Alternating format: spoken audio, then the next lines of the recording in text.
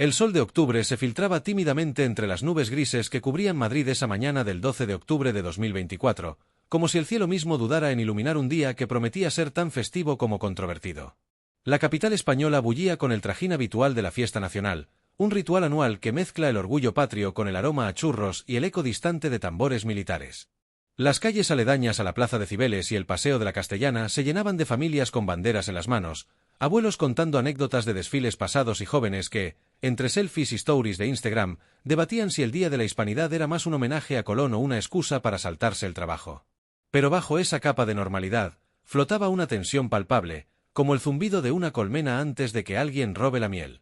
El protagonista involuntario de la jornada, Pedro Sánchez, presidente del gobierno, llegaba con el peso de un mandato que, en sus 7 años al frente, había acumulado más grietas que un jarrón de porcelana lanzado por un torpe. Y esa mañana, el pueblo parecía listo para recordárselo. Sánchez, el asturiano de sonrisa impecable y traje siempre planchado, había navegado por aguas turbulentas desde su llegada al poder en 2018. Aquel pacto con Podemos, que algunos llamaban Frente Popular Moderno y otros circo de ilusionistas, había sido solo el prólogo de una saga política llena de giros dignos de una telenovela. La moción de censura a Rajoy, el COVID que lo convirtió en el capitán de un barco a la deriva, la amnistía a los independentistas catalanes que dividió al país como un cuchillo en mantequilla caliente. Y ahora, en 2024, el escándalo de su esposa, Begoña Gómez, con investigaciones por presunto tráfico de influencias que olían a corrupción desde lejos, había encendido la mecha de un descontento que ya no se apagaba con discursos en el Congreso. Es como si el karma hubiera decidido facturar en Moncloa, murmuraba un taxista esa mañana mientras llevaba a un grupo de turistas al desfile, con un guiño cómico que aliviaba la seriedad del asunto. Porque, en España, hasta las crisis políticas se condimentan con un poco de ironía, es el antídoto nacional contra la desesperación. El desfile del 12 de octubre no era solo un espectáculo de uniformes relucientes y aviones dibujando estelas rojas y amarillas en el cielo. Era un termómetro social, un espejo donde se reflejaba el pulso de la nación. Desde 1934, cuando se instituyó como celebración de la llegada de Colón a América, había evolucionado de pompa franquista a evento democrático, pero nunca había perdido su esencia marcial. Ese año, con más de 4.000 efectivos participando soldados de infantería, jinetes de la Guardia Real, paracaidistas que descendían como ángeles guerreros, el Ministerio de Defensa prometía un show impecable. Sin embargo, la amenaza de tormenta había reducido la afluencia inicial, un detalle que, según algunos analistas, alegraba secretamente al equipo de Sánchez: menos público, menos riesgo de lo inevitable. Pero el clima, caprichoso como la política española, decidió aliarse con el descontento popular. Las nubes se disiparon justo a tiempo, y la Castellana se llenó de miles de voces listas para coreografiar su propia sinfonía de protestas. Imaginemos la escena desde el punto de vista de un asistente cualquiera, digamos María, una madrileña de 50 años que había llegado temprano con su hijo adolescente, envuelta en una bufanda con la bandera ceñida al cuello como un talismán. María no era de derechas ni de izquierdas extremas, simplemente, estaba harta. Harta de los impuestos que subían como la espuma, de las noticias sobre enchufes en el gobierno, de ver cómo su pensión se evaporaba en el supermercado mientras Sánchez posaba en cumbres internacionales con esa sonrisa que parecía salida de un anuncio de dentífrico. Mira, hijo, hoy no vamos por los tanques, vamos a ver si alguien le dice 4 verdades al jefe, le había dicho en el metro, medio en broma, medio en serio. Y allí estaban, apretujados entre la multitud, oliendo a algodón de azúcar y a expectación. Al fondo, los altavoces anunciaban la llegada de las autoridades, y el aire se cargaba de un murmullo que crecía como una ola. Eran las 10:30 cuando el cortejo presidencial se aproximó. Sánchez descendía de su coche oficial, flanqueado por su escolta, con Begoña a su lado, una figura que, en los últimos meses, había pasado de ser la primera dama discreta a el centro de un huracán mediático. El presidente, con su característica energía, saludaba con la mano alzada, como si esperara aplausos. Pero en lugar de eso, el primer pitido cortó el aire como un silbato de árbitro en un partido perdido.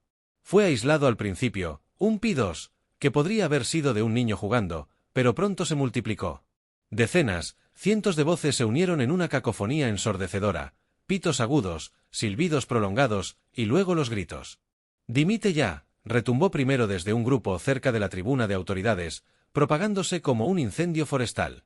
«Ladrones a prisión», corearon otros, apuntando veladamente a los escándalos que salpicaban al PSOE. «Traidores», se oyó en un eco que hizo que hasta los niños miraran alrededor, confundidos. Desde las gradas, El sonido era apocalíptico. No era una pitada educada, de esas que se oyen en un concierto fallido. Era visceral, primal, como si la multitud hubiera acumulado años de frustración y la liberara en ese preciso instante. Sánchez, con su rostro impasible entrenado en 1000 debates parlamentarios, siguió caminando, pero un tic en su mandíbula delataba el impacto. Begoña, a su lado, mantenía la compostura con esa elegancia que la había hecho famosa en las portadas de revistas, pero sus ojos evitaban el contacto con la muchedumbre. Es como si el pueblo hubiera contratado un coro de ópera para la ocasión, pero en lugar de La Traviata, cantaran Fuera de aquí, pensó un periodista freelance apostado en la periferia, garabateando notas en su libreta mientras reprimía una risa nerviosa. Porque, en medio de la seriedad, había algo casi teatral en la escena. El líder de la nación, rodeado de banderas y uniformes, recibiendo un baño de realidad cruda. La pitada no cesó con su llegada. Mientras Sánchez tomaba asiento en la tribuna principal, junto al rey Felipe VI y la reina Leticia, quienes, con su neutralidad regia, aplaudían mecánicamente al paso de las tropas, los abucheos continuaron en oleadas. Cada vez que las cámaras de TVE enfocaban al presidente, un nuevo coro de Dimite surgía desde las aceras.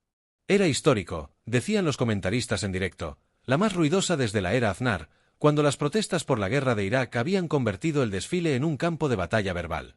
Pero esta vez, el detonante era doméstico, la percepción de un gobierno desconectado, envuelto en casos judiciales que olían a favoritismo. El caso Koldo, con comisiones en máscaras durante la pandemia, las investigaciones a altos cargos socialistas, y por supuesto, el de Begoña Gómez, cuya fundación había recibido fondos públicos en circunstancias dudosas. Sánchez llega al desfile con el lastre de un año electoral que no ganó, sino que sobrevivió, analizaba un experto en La Sexta esa misma mañana, con un tono que rozaba la compasión irónica. Mientras tanto, el desfile avanzaba imperturbable. Los legionarios marchaban con su paso cadencioso, el novio de la muerte resonando en los altavoces como un himno a la resiliencia. Aviones Eurofighter surcaban el cielo, dejando estelas que formaban la bandera, un espectáculo que, por un momento, unía a la multitud en aplausos. Pero incluso allí, los pitos se colaban, como un contrapunto discordante en una partitura marcial. Isabel Díaz Ayuso, la presidenta de Madrid y némesis política de Sánchez, observaba desde su asiento con una sonrisa que no llegaba a los ojos. Ella, que había convertido la comunidad en un bastión de la oposición, sabía que cada silbido era un punto a su favor. Ayuso debe estar pensando, gracias, Pedro, por el regalo, bromeaba un tuitero en tiempo real, capturando el humor ácido que ya inundaba las redes. Hablemos de esas redes, porque si el desfile era el escenario, X antes Twitter era el camerino donde se desgranaban las reacciones al instante. A las 10:45, cuando el primer vídeo de la pitada se viralizó, el timeline explotó. Brutal pitada del pueblo a Pedro Sánchez tras su llegada al desfile de la hispanidad. Difundid masivamente lo que no veréis en televisión española, posteaba Vito Quiles, un periodista conservador cuya cuenta se llenó de miles de likes en minutos. Otro usuario, @antiprogrecom, compartía un clip corto con la leyenda, brutal. Monumental pitada a Pedro Sánchez. El pueblo ha hablado, nada por lo que pedir perdón. Los hashtags #pitada a Sánchez y #dimite ya trepaban como cohetes, acompañados de memes, Sánchez con orejeras de vaca, o editado en una escena de El Padrino recibiendo balas de silbidos. Pero no todo era burla, había indignación genuina. Brutal pitada a Sánchez. Definitivamente el presidente es un psicópata.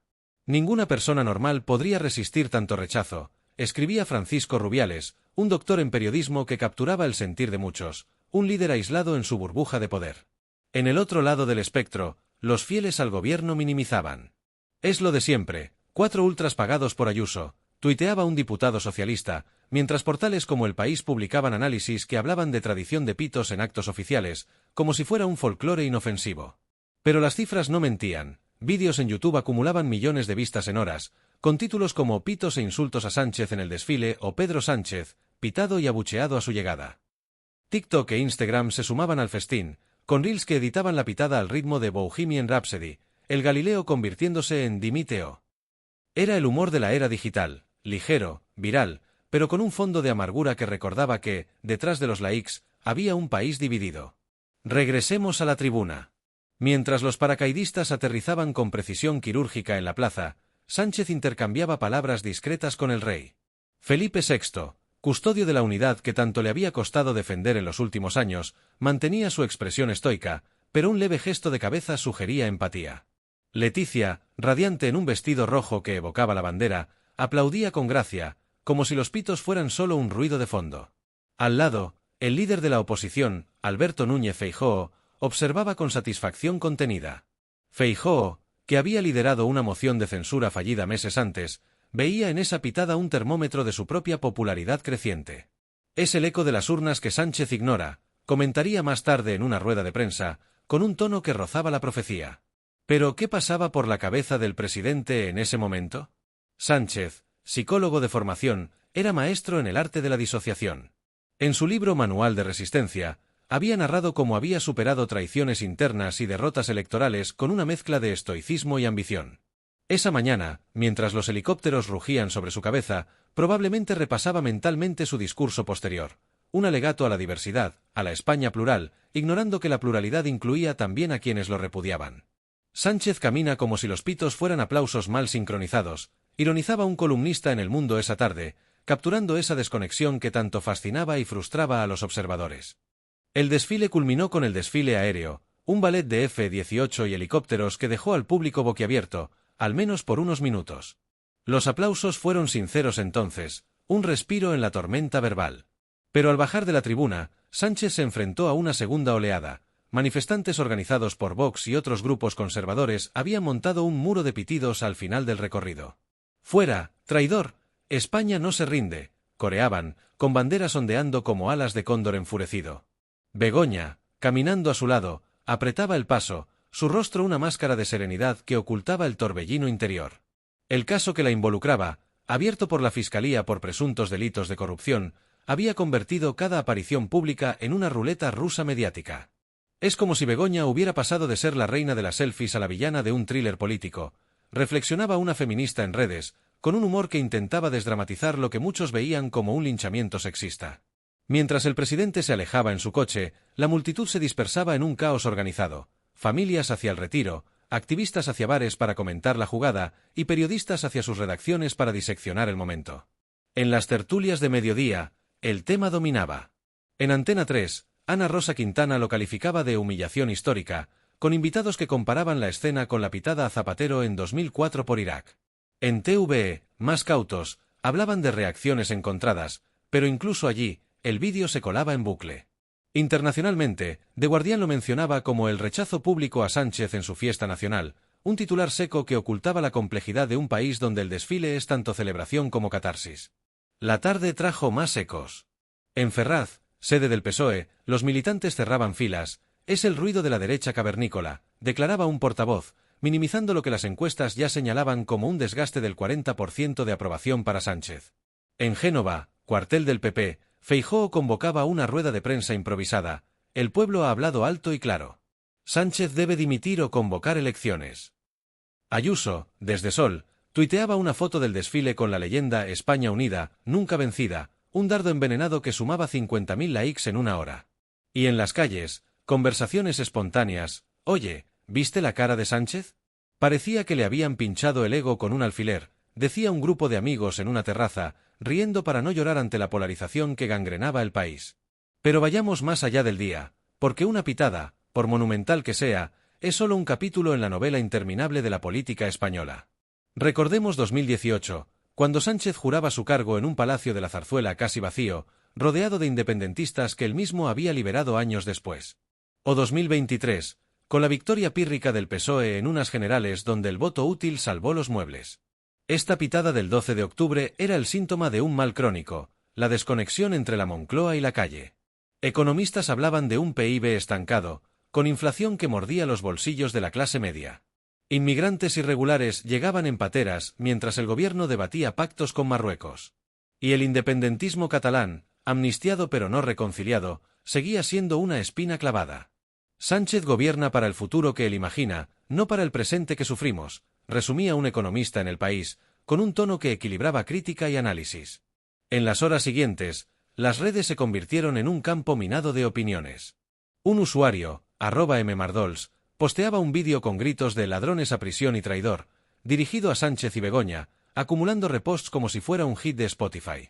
Otro, @beltres12788 Andrés, lo elevaba a épica: «Defiendan su libertad españoles, que no quede todo en un grito. Luchen por su país». Hasta cuentas anónimas contribuían con humor, Sánchez en el desfile, esperando ovación, recibiendo serenata de grillos enfadados. Era esa mezcla española de rabia y gracejo, donde el chiste sirve de escudo contra la realidad. Al atardecer, Sánchez aparecía en un acto en la Casa de América, su discurso un ejercicio de malabarismo retórico: hoy celebramos la España diversa, la que une en lugar de dividir. No mencionó los pitos, pero todos sabían que estaban allí, latiendo bajo la superficie. Begoña, a su lado, sonreía con esa resiliencia que la había llevado de profesora a epicentro de escándalos. Es como una pareja que baila tango en medio de un terremoto, comentaba una cronista en Vanity Fair, con un toque de admiración involuntaria. Días después, el eco persistía. Encuestas de Sigma 2 para El Mundo mostraban un repunte de la intención de voto al PP, con el PSOE hundiéndose al 28%. Analistas predecían que la pitada sería el catalizador de una moción de censura en 2025, o al menos de un adelanto electoral. Pero Sánchez, fiel a su manual de supervivencia, contraatacaba con gestos, visitas a fábricas, promesas de subidas salariales, un indulto simbólico aquí y allá. Es el mago que saca conejos del sombrero, pero el público ya sabe el truco, bromeaba un caricaturista en El Jueves, capturando esa fatiga colectiva.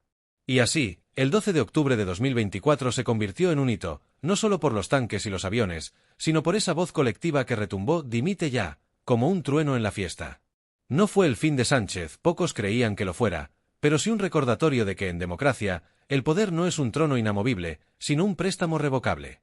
En las semanas siguientes, mientras el gobierno lidiaba con presupuestos y reformas, esa pitada se filtraba en discursos opositores, en chistes de monólogos, en conversaciones de sobremesa. Al final, el desfile no fue militar, sino civil, el pueblo desfiló con sus pitos, reflexionaba un profesor de historia en una tertulia radiofónica, con una sonrisa que aliviaba la seriedad del veredicto popular. Meses más tarde, en la primavera de 2025, con elecciones europeas en el horizonte, Sánchez aún gobernaba, pero con cicatrices. La pitada del 12 de octubre se había convertido en anécdota, pero también en advertencia. España, tierra de pasiones y contradicciones, seguía su marcha errática, un día celebrando su hispanidad con orgullo, al siguiente cuestionándola con furia. Y en medio, líderes como Sánchez aprendiendo o no que el verdadero desfile es el de la opinión pública, impredecible y siempre lista para silbar fuera de tono. Pero volvamos al corazón de ese día, porque narrar solo los hechos sería incompleto sin las historias pequeñas que lo tejieron. Tomemos a Javier, un legionario de 25 años que marchaba en la formación de infantería. Bajo su uniforme impecable, sudaba no solo por el paso, sino por la dualidad, orgulloso de servir a su país, pero consciente de que el hombre en la tribuna representaba un gobierno que recortaba en defensa mientras pactaba con quienes cuestionaban la unidad. Cuando oyó los pitos, su rostro no se inmutó disciplina militar, pero en su mente, un pensamiento fugaz: ¿y si el enemigo no está fuera, sino en las gradas? Javier, como miles de soldados, era el pegamento silencioso de la nación, ajeno a las batallas verbales pero testigo de ellas. O consideremos a Elena, una activista de 30 años que había llegado desde Barcelona con un grupo de independentistas moderados. Para ella, el desfile era un símbolo opresivo, pero los pitos a Sánchez la pillaron desprevenida. Hasta los unionistas lo odian, imagínate nosotros, le dijo a su amiga, con una risa que desarmaba la tensión. Elena representaba esa ironía catalana, crítica con Madrid, pero aún más con el sanchismo que les había regalado una amnistía a medias. En su móvil, grababa el momento para un podcast, notando cómo los gritos se entretejían con aplausos a las tropas, un tapiz sonoro de divisiones. Y no olvidemos a los niños, esos observadores inocentes que convertían la pitada en juego. «Mamá, ¿por qué silban al señor del traje?», preguntaba un pequeño a su madre, mientras masticaba una bandera de caramelo. «Porque a veces los grandes no escuchan a los pequeños», respondía ella, simplificando un país en crisis con la sabiduría de quien ha visto demasiadas elecciones. Ese niño, en unos años, votaría en un España transformado o no, pero ese día, su pregunta flotaba como un recordatorio: la política no es solo de élites, sino de generaciones. La noche del 12 de octubre, Madrid se vaciaba de su efervescencia diurna. En los bares de Malasaña, tertulias improvisadas diseccionaban la pitada: ¿crees que dimitirá? Ni loco, es más cabezota que una mula. Risas, cervezas, un abrazo colectivo ante la adversidad compartida. En Moncloa, Sánchez cenaba con su equipo, repasando encuestas y estrategias. Mañana, positivo, hablemos de empleo, sugería un asesor. Pero en el fondo, todos sabían que los pitos no se acallaban con palabras. Un año después, en 2025, el desfile del 12 de octubre sería recordado no por la lluvia que no cayó, sino por esa sinfonía de rechazo. Sánchez, aún en pie, habría aprendido quizá que el poder es frágil como un cristal, y que una pitada histórica puede ser el preludio de un cambio mayor. ¿O no? Porque en España, la política es como el flamenco, apasionada, impredecible, y siempre con un giro en el último compás. Y mientras el sol se ponía esa tarde de octubre, el eco de «Dimite ya» se desvanecía en el viento, pero no en la memoria colectiva. Era el pueblo quien desfilaba, al fin y al cabo, y su voz, aunque discordante, era la que marcaba el paso.